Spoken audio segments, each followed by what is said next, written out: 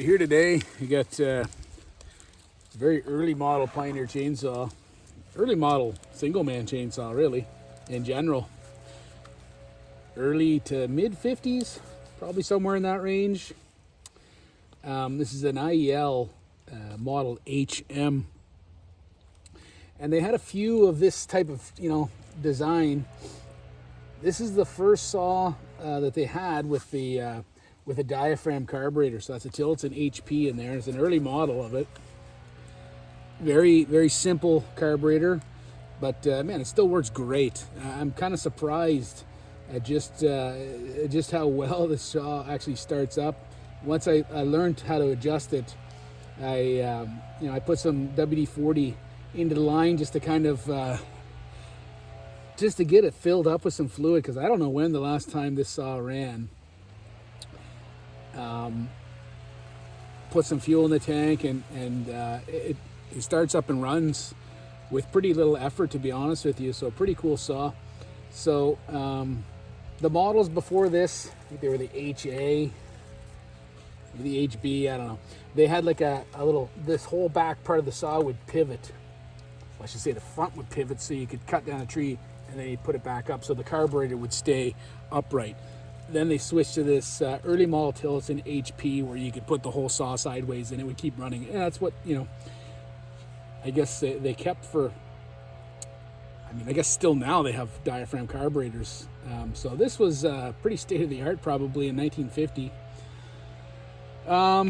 It's a dinosaur now and heavy as all can be, but it's a pretty cool saw. Definitely a neat saw to have in anyone's collection, and a nice showpiece. And it's got this this nice bar on it that I've had for a while.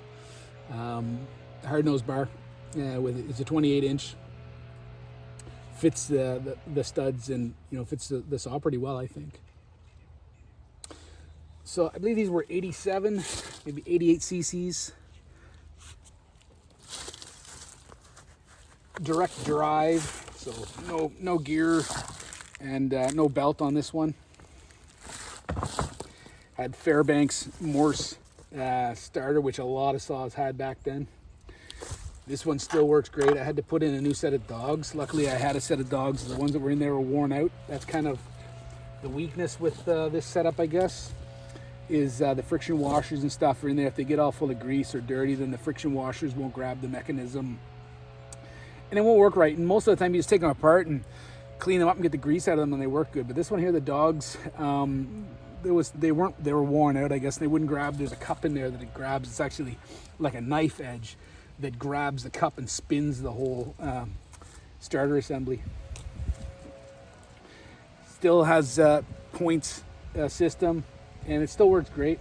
It's got the the fuel bowl. I always like that about the Pioneer saws. It's really cool. It's got that that clear bowl that the fuel goes into, and then goes into the carburetor. Has the spark plug cover on top. A lot of times those are missing, so pretty cool saw to have, and it runs. So let's fire it up. And like I said, I had to kind of look at this and figure out. I couldn't find the low jet on this saw. I thought it only had a high jet, but now I see on this side, I'm like, oh, there it is right there. It's just the way the light was hitting with it. And now I'm able, because I had the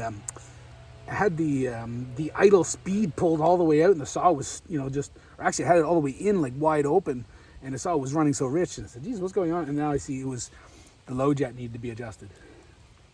So we've got it running. The chain is a little bit loose. It had that chain hadn't been run for a long time, and it had some bad links in it, so it was very turning. So I had it loose, but now it's freed up and now it's too loose. So I'll have to adjust that. Yeah, I don't really plan on doing any cutting with this saw. This is just, something to sit on the shelf and talk about. But we'll go ahead and we'll fire it up.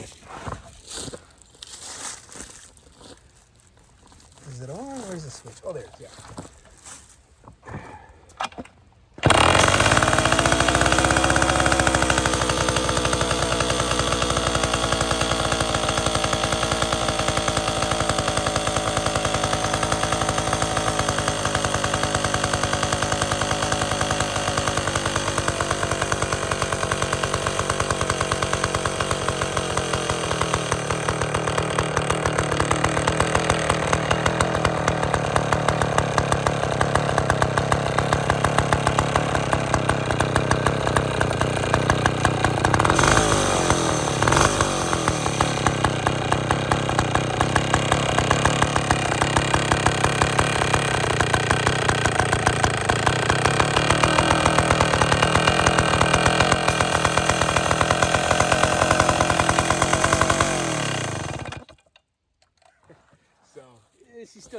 bit of bugs to work at it. Then obviously, the chain whipping around there like psychotically, and I don't know.